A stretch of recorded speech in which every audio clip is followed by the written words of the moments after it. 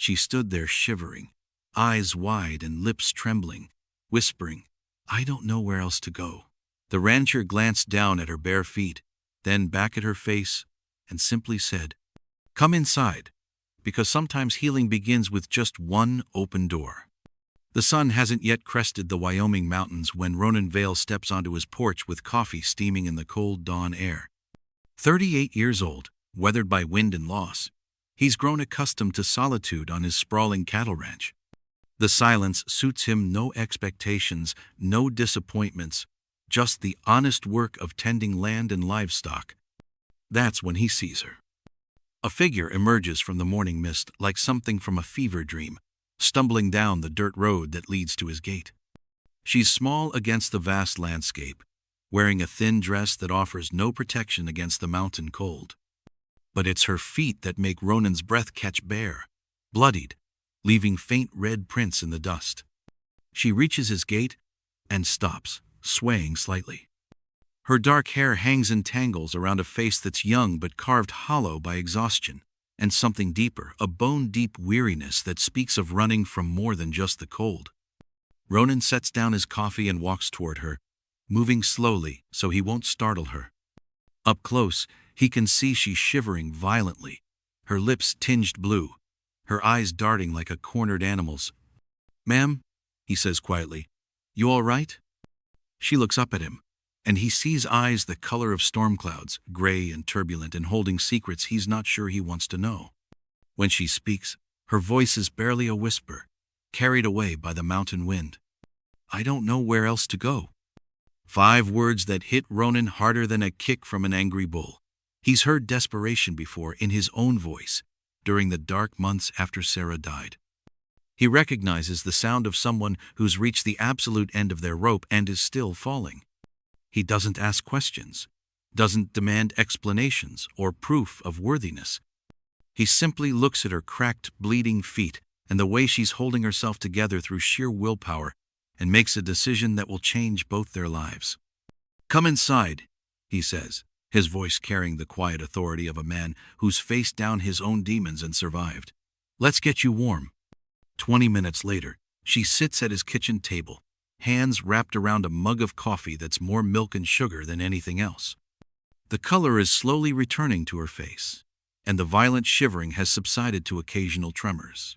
Ronan has given her a pair of his late wife's wool socks and an old flannel shirt that drowns her small frame. She hasn't spoken since those 5 words at the gate, but her eyes follow his every movement as he tends to her feet with gentle efficiency, cleaning wounds, applying antiseptic, wrapping them in clean bandages.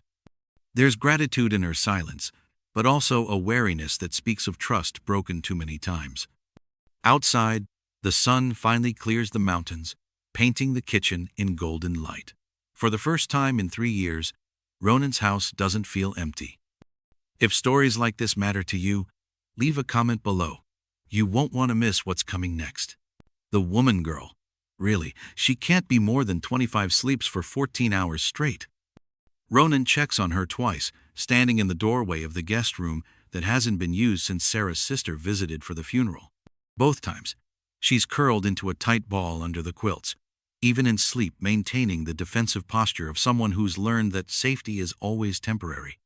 When she finally emerges, it's nearly evening. She moves like a cat, testing unfamiliar territory, quick, quiet steps, ready to bolt at the first sign of danger.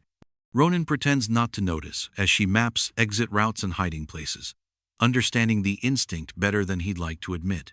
"Hungry?" he asks from the stove, where he's heating soup and making grilled cheese sandwiches. Basic food, nothing threatening or complicated. She nods but doesn't sit until he does, and even then she positions herself where she can see both the front door and the back. Smart girl, he thinks. Survival instincts honed sharp as a knife. "What should I call you?" Ronan asks after they've eaten in comfortable silence. She flinches at the question, her spoon halfway to her mouth. For a moment he thinks she won't answer, but then she sets down her spoon and looks at him directly for the first time. "Calder," she whispers. "Calder Wells." "Calder Wells," he repeats, testing the name. "I'm Ronan. Ronan Vale. This is my ranch." Something in his tone, perhaps the complete absence of demand or expectation, causes her shoulders to relax fractionally.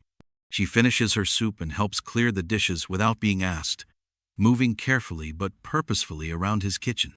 That's when he notices them, the fading yellow and purple marks across her shoulder blades, visible when her borrowed shirt shifts.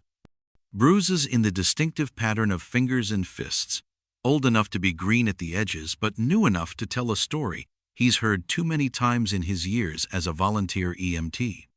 Ronan's jaw tightens, but he keeps his voice gentle. Guest room's yours as long as you need it. No questions, no expectations.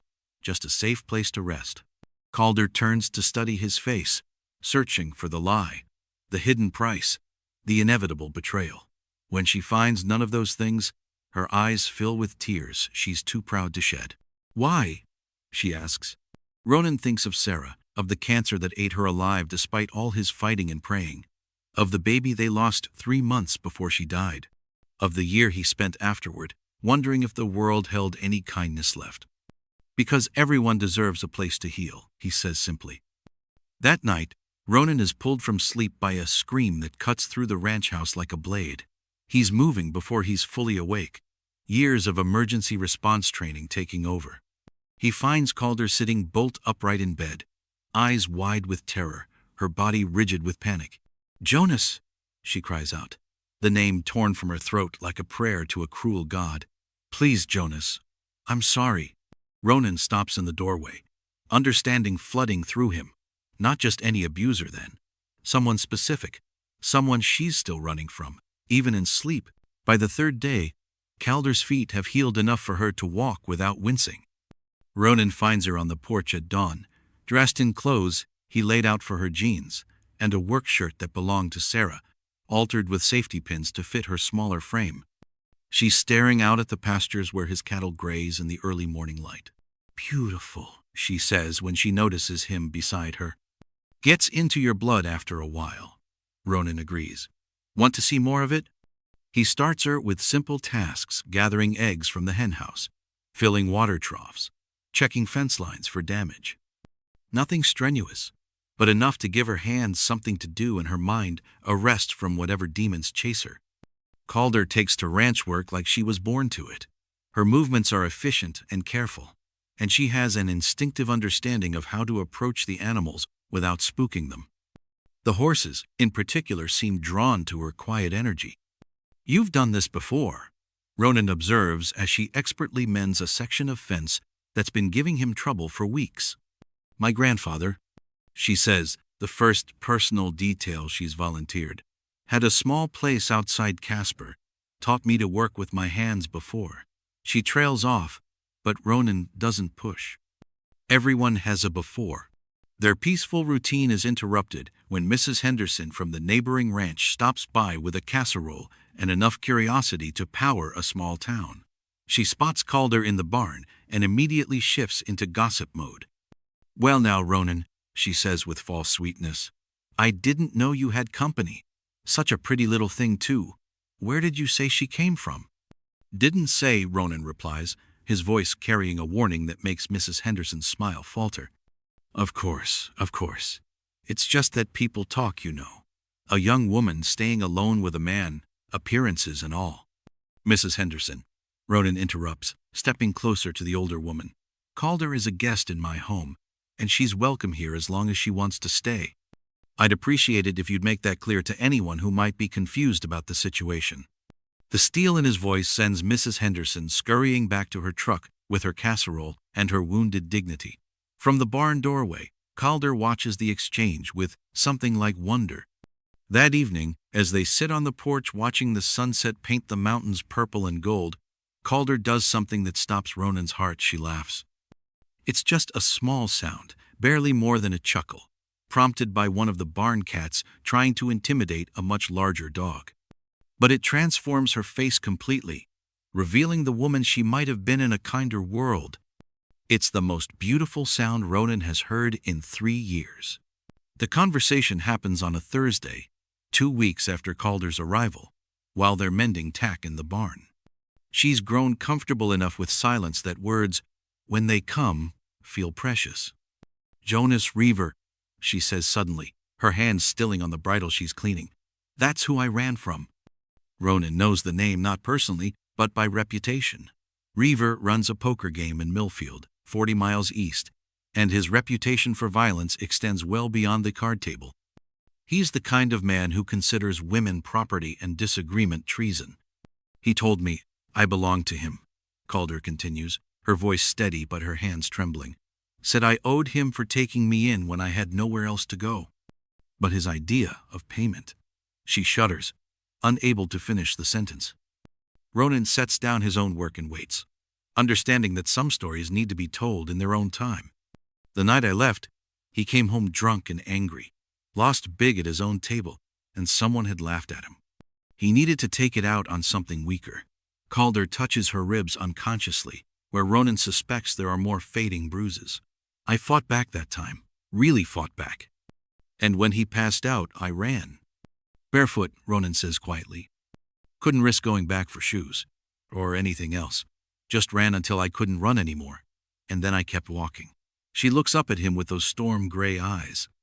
I walked for 3 days before I found your gate. Ronan thinks about that 3 days of walking through mountain country in bare feet, with nothing but the clothes on her back, and the desperate hope that somewhere ahead lay safety. The courage it must have taken, the sheer determination to survive. He's not the kind of man who lets things go, Calder warns. If he finds out where I am, then we'll deal with it, Ronan says, surprising himself with the certainty in his voice. Together.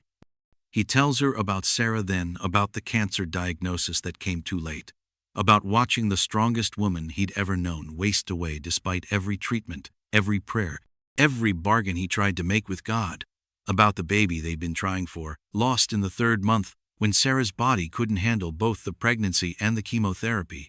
I know what it's like to feel powerless, he says, to watch something precious being destroyed and not be able to stop it. But you're not powerless anymore, Calder. You're not alone. That night, as they sit on the porch sharing a bottle of beer and watching the stars emerge in the clear mountain sky, Calder says something that lodges itself in Ronan's chest like a warm coal. No one's ever looked at me like I wasn't trouble, she says quietly, like I was worth protecting instead of just using. Ronan wants to tell her that anyone who sees her as trouble is blind, that she's brought more life to his ranch in 2 weeks than he's felt in 3 years. But the words seem too big, too significant for the fragile trust they're building. Instead, he simply says, "You're worth protecting, Calder. Don't ever doubt that." The stranger arrives on a Tuesday morning, 3 weeks after Calder's arrival, while Ronan is in town picking up supplies. Calder spots him from the kitchen window, a thin man with greasy hair and nervous energy, asking Miguel, one of the ranch hands, about a girl named Calder. Her blood turns to ice water. Even from a distance, she recognizes something in the man's posture. The way he holds himself, like violence, is always an option. This isn't Jonas himself, but he's Jonas's creature all the same. Miguel, bless him, plays dumb.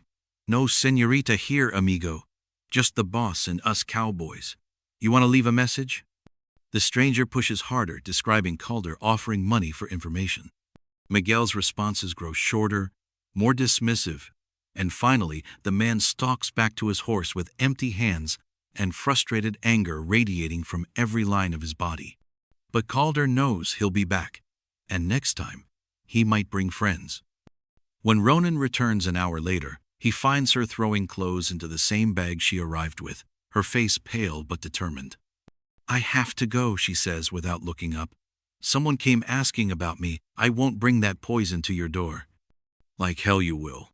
Ronan's voice carries an authority that stops her mid-motion. "You said it yourself, Jonas.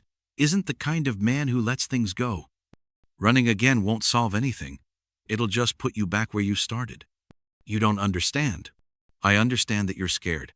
I understand that you've been running so long it feels like the only option." Ronan steps closer, but not close enough to crowd her. "But I also understand that sometimes the only way to stop running is to plant your feet and fight." He leads her to the back barn, to a section she's never seen. Behind stacks of hay and old equipment, he reveals a heavy door secured with multiple locks. Beyond it lies a room that could withstand a siege, reinforced walls, emergency supplies, communication equipment, even a small arsenal of hunting rifles and shotguns. Built it after Sarah died, Ronan explains. Thought about a lot of dark things that year. Figured if the world was going to hell, I might as well be prepared. He turns to face her. But maybe I was really building it for you. Calder stares at the hidden sanctuary, understanding flooding through her. This isn't just about her anymore. Ronan isn't just offering shelter, he's offering to stand and fight beside her. Her hands shake as she reaches out to touch the solid wall, but it's not fear making them tremble. It's something she hasn't felt in so long, she almost doesn't recognize it. Hope. You'd do that? She whispers. Risk your life, your ranch, everything you've built? Ronan's answer is simple and devastating in its certainty. You're not running again, Calder. Not on my watch. For the first time since arriving at the ranch, Calder Wells allows herself to believe that maybe, just maybe, she's finally found somewhere worth staying. A week after the stranger's visit, life at the ranch has settled into a new rhythm. Calder moves through her days with growing confidence, no longer startling at unexpected sounds or positioning herself near exits. The constant tension in her shoulders has eased, replaced by the healthy exhaustion that comes from honest work. Time you learn to ride properly, Ronan announces one morning, leading a gentle mare named Rosie from the stable. Can't call yourself a ranch hand if you're afraid of horses. Calder eyes the mare skeptically. I can walk wherever I need to go. Not if trouble comes and we need to move fast. The practical concern in his voice makes her nod reluctantly. He's right, and they both know it. Ronan proves to be a patient teacher, starting with the basics: how to approach the horse, how to read her body language, how to saddle her properly.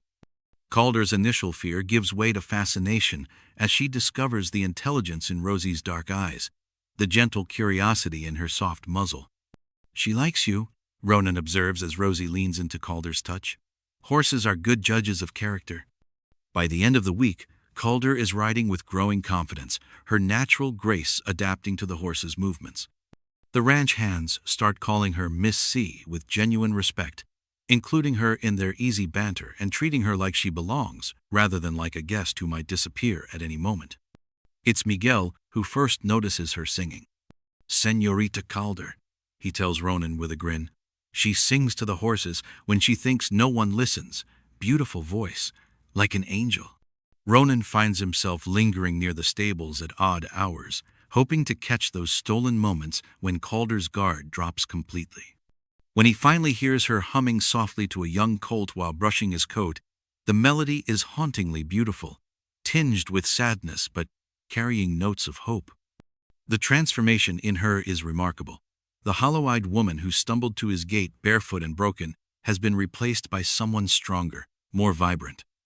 She laughs more freely now, argues good-naturedly with the ranch hands about the best way to fix a stubborn gate latch, and has claimed the kitchen as her domain, turning out meals that make grown men weep with gratitude. I'm getting fat, Miguel complains happily, patting his expanding belly. Miss C, she cooks like mi abuela. One evening, as they sit on the porch watching the sunset paint the mountains in shades of gold and crimson, Calder makes an observation that stops Ronan's heart. I didn't think places like this existed, she says quietly, her voice full of wonder. Places where people are kind without wanting something in return. Where you can work hard and feel proud of it instead of just grateful to survive another day. Ronan thinks about his ranch through her eyes, the way the light hits the pastures at dawn, the satisfaction of a hard day's work, the simple pleasure of sharing a meal with people who've become family. He's lived here for 8 years, but Calder has made him see it fresh, made him remember why he fell in love with this land in the first place. It's yours too, he says, the words coming out before he can stop them. For as long as you want it to be. Calder turns to look at him, and in her storm-gray eyes he sees something that makes his chest tight with possibility. Not just gratitude or relief, but something deeper, something that looks like home. 3 days pass in a rhythm as natural as breathing. Callan's hands begin to heal, the angry redness fading to healthy pink. And with each passing hour she seems to unfold a little more, like a flower remembering how to reach toward sunlight. Bo shows her around his small ranch, the vegetable garden, the chicken coop, the pasture where his horses graze in lazy contentment. It's when they walk down to the creek to wash clothes that everything changes. The morning is peaceful, with clear water running over smooth stones and meadowlarks singing from fence posts. Callan kneels beside the creek with a basket of laundry, her movements more confident now that her hands are healing. Bo works upstream, checking the small fish traps he's set, both of them comfortable in the kind of easy silence that's become their natural language. The sound of approaching hooves drifts across the prairie, distant thunder that might be nothing more than wild horses moving to new grazing, but something in the rhythm sets off an alarm in both their minds. These aren't the random movements of animals. They're purposeful, directed, the sound of riders with a destination in mind. Callan's reaction is immediate and visceral. Her entire body goes rigid with terror so profound it's like watching someone die while still breathing. The wet laundry falls from her nerveless fingers as she scrambles backward from the creek, her face draining of all color. "Hide," she whispers, her voice barely audible above the babbling water. "Please, Bo, you have to hide. If he finds you with me." The riders pass without stopping, their destination somewhere beyond Bo's property. But the damage is done. Callan remains frozen by the creek bank, her whole body shaking like a leaf in a gale, her healing hands clenched into fists that split open her barely closed wounds. Bo approaches her the way he would a spooked horse, slowly, carefully, making sure she can see his every movement.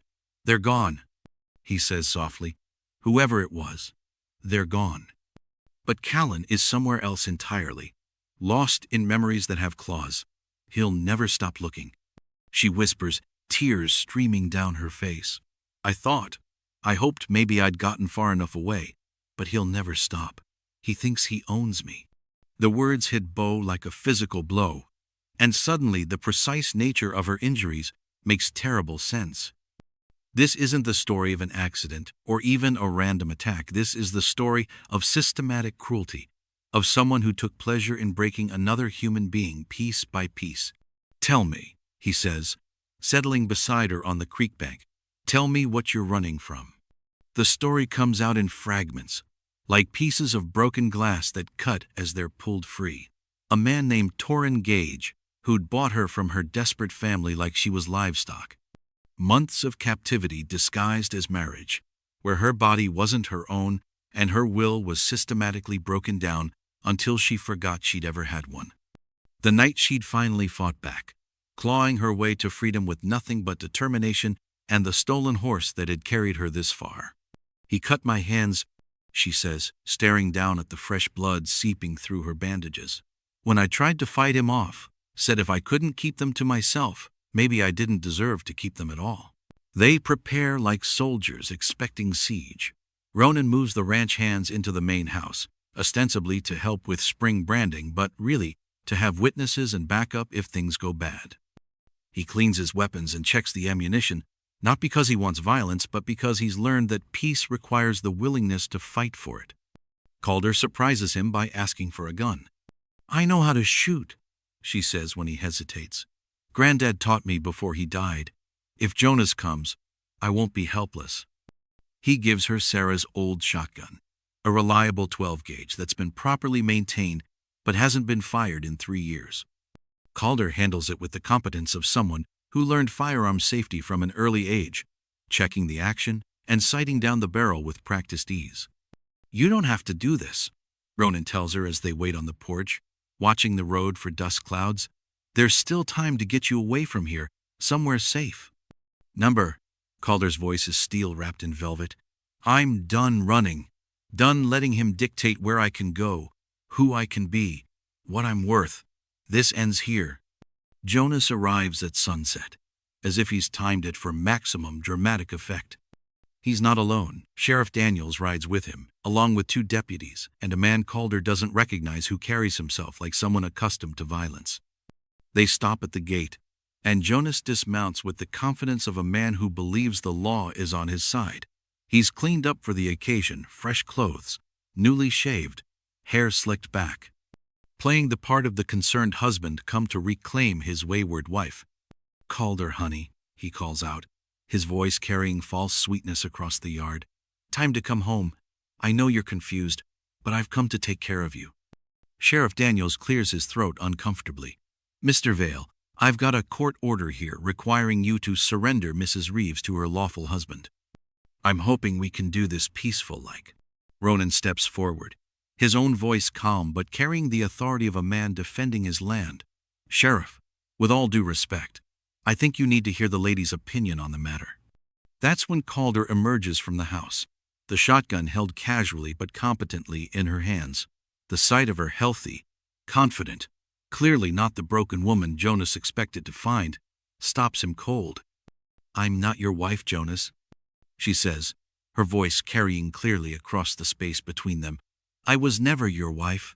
I was your prisoner, your victim, your punching bag, but I was never your wife. Jonas's carefully constructed mask slips, revealing the cold fury beneath. You ungrateful little, you belong to me. I saved you from the streets, gave you a home, fed you, clothed you. You beat me, Calder interrupts, stepping down from the porch. You terrorized me. You made me believe I was worthless, that I deserved whatever you decided to do to me. But you're wrong, Jonas. I'm worth more than that. I'm worth more than you. The transformation in Jonas is swift and ugly. The pretense of the concerned husband evaporates, replaced by the violent predator he's always been. He lunges toward her with a snarl of rage, his hand reaching for the knife at his belt. But Ronan is faster. Years of ranch work have kept him strong, and his time as a volunteer EMT has taught him to react quickly in crisis situations. He intercepts Jonas before the other man can reach Calder, and the confrontation that follows is brief but decisive. When the dust settles, Jonas is on the ground with Ronan's knee in his back and his own knife pressed against his throat. The fight has gone out of him, replaced by the whining desperation of a bully who's finally met someone stronger. Sheriff Daniels surveys the scene with the weary expression of a man who's seen too much human ugliness. Well, he says finally, I reckon those papers you showed me might not be as legitimate as you claimed. Bo works in careful, practiced silence, the way a man does when he's learned that sometimes words can wound deeper than any blade. He fills a basin with warm water from the kettle that always sits simmering on his stove, gathers clean cloth from his limited supply, and sets them on the small table beside the woman's chair. She watches his every movement with the alertness of a deer poised to bolt, her fingers twitching like she's ready to run at the first sign of danger. What's your name? Bo asks softly, kneeling beside her chair so he won't tower over her. Even this small gesture, making himself smaller, less threatening, seems to ease some tension from her shoulders. Callan, she whispers, and then adds quickly, that's all I can give you right now. Bo nods like this is perfectly reasonable, because, to him, it is. He's seen enough broken things in his life to know that healing happens on its own timeline, not on anyone else's schedule. That's enough, he says, and begins to carefully unwrap the bandages from her hands. What he finds underneath makes his jaw clench so hard he's surprised his teeth don't crack. The wounds are precise, deliberate, too clean and evenly spaced to be accidents. Someone did this to her on purpose, with the kind of methodical cruelty that speaks to a twisted mind and a complete absence of conscience. The cuts are healing, but poorly, and Bo can see the angry red edges that suggest infection might be setting in. Callan watches his face as he examines her injuries, searching for the moment when disgust or judgment will creep into his expression. But Bo's face remains calm, gentle, professional, like he's simply solving a problem that needs solving, not passing sentence on her worth as a human being. When did you last eat? He asks, reaching for the antiseptic he keeps for treating his horse's injuries. Yesterday. Maybe the day before. Her voice is so small it barely qualifies as a whisper. Bo nods and stands, moving to his stove, where a pot of beef stew has been simmering since morning. It's more food than one man needs, but Bo has always been the type to prepare for unexpected guests, a habit formed during his army days that served him well in civilian life. As the evening deepens into full darkness, Bo sets a bowl of stew and a thick slice of bread before Callan, then takes his own meal to the chair across from her. They eat in comfortable silence, the only sounds the crackling of the fire and the distant call of night birds settling into their roosts. When Callan's eyes begin to droop with exhaustion, Bo shows her to his bedroom, the only bed in the cabin, and insists she take it while he makes himself comfortable on the settee near the fire. She starts to protest, but he cuts her off with a gentle shake of his head. "Rest," he says simply. "Everything else can wait until tomorrow." That night, Bo lies awake, listening to the sounds of someone learning to feel safe, the gradual slowing of restless movement, the deeper breathing that comes when fear finally releases its grip. It's a sound he remembers from his own healing, and he knows that tomorrow will bring the real work of rebuilding a life. She stood trembling, arms wrapped in bloodied bandages, whispering, "You can take my hands if I can stay." But instead of asking for anything, he simply opened his door and said, "You're safe here now, because sometimes the deepest wounds aren't the ones you see." The knock comes just as Bo Rayner is settling into his evening routine, the last rays of sunlight painting his modest cabin in shades of amber and gold. He's a man who values solitude, not because he dislikes people, but because the quiet of the Wyoming wilderness speaks to something deep in his soul that the noise of civilization never could. Bo sets down his coffee and moves toward the door, his boots creaking against the worn wooden floors. He's not expecting visitors. His nearest neighbor lives 15 miles away, and most folks in Cedar Creek know better than to venture out this far without good reason. When he opens the door, what he finds stops him cold. A woman stands on his porch, swaying slightly like a sapling in a strong wind. Her dark hair hangs in tangled strands around a face that's pale as winter snow, and her clothes, once fine, now torn and dirty, hang loose on her thin frame. But it's her hands that make Bo's breath catch in his throat. They're wrapped in bloodied bandages, the fabric stained dark red and brown, telling a story of pain that makes his chest tighten with anger he hasn't felt in years. "Please," she whispers, her voice barely audible above the evening breeze. "I don't have money, and I don't have much time." But she holds up her bandaged hands like an offering, like a sacrifice. "You can take my hands if I can stay, just for tonight. I promise I won't be any trouble." The words hit Bo like a physical blow. In all his 34 years, he's never heard desperation quite like this. The kind that makes a person offer pieces of themselves just for the basic human dignity of shelter. He sees the way she flinches when a branch rustles in the wind, how her eyes dart constantly over her shoulder like she's expecting demons to come riding out of the gathering darkness. Bo doesn't ask questions. He doesn't demand explanations or payment or proof of worthiness. He simply steps back and opens the door wider, his voice gentle as a prayer when he speaks. "You're safe here now," he says, and means every word. "Come on in." The relief that washes over her face is so profound it nearly brings him to his knees. She stumbles forward, crossing the threshold like she's crossing from hell into sanctuary, and Bo catches her elbow when she wavers. Her skin is ice cold beneath his touch, and he can feel the tremors running through her body like earthquake aftershocks. As he guides her to the chair nearest the fireplace, Bo notices the careful way she moves, like every step might be her last. This isn't just exhaustion, this is the bone-deep weariness of someone who's been running for her life. And from the look in her haunted green eyes, she's not sure she's run far enough yet. If you've ever believed in the power of second chances, this story is going to stay with you. Don't forget to comment below before we go further.